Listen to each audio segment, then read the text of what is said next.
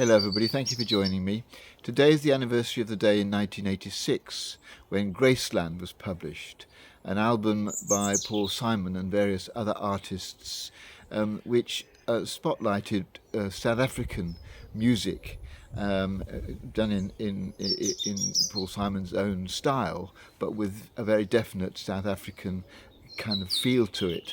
And indeed, it was recorded in South Africa, which was a very dangerous in a way and surprising thing to do in the middle of the apartheid era, when any cultural exchange with South Africa was forbidden by the United Nations in order to try and bring apartheid to an end.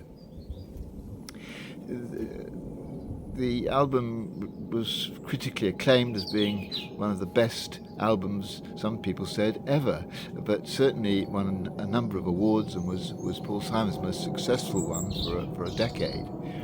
And yet it received some criticism. There was a lot of controversy about it, and I wanted to just pick out one or two of the aspects of that in order to perhaps help us, because we're sometimes faced with ethical decisions. What is the right thing to do in a particular situation? And there may be criteria that we could usefully follow, learning from Graceland as we face these decisions. The first one is who to consult when we need to make a decision, and it's obviously important to consult, and Paul Simon consulted a number of black musicians that he knew, including the Black Musicians Union in South Africa, and they said, yes, you must come, because they felt it would highlight on a global scale black music. But Harry Belafonte recommended that he should consult the ANC before going, the representative of the black anti-apartheid movement, but he didn't. And subsequently the ANC criticised him very strongly for coming.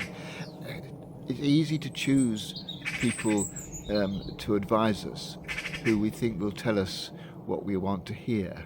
I'm not saying that's what Paul Simon did, but it's what happened.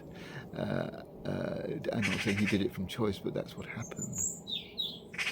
Another thing we need to bear in mind is the need not to be put off by criticism. Paul Simon knew that he would get criticised for going to South Africa and recording this album, but he went ahead and did it. He wasn't going to be put off. He said he was going with his instinct, and sometimes we need to do that. But the third thing I think that's interesting about what happened here was that Paul Simon was himself, before he went to South Africa, in a very low state. He was very depressed. His marriage to Carrie Fisher had broken down. His last album had been an almost complete failure. His relationship with Art Garfunkel had almost ceased to exist.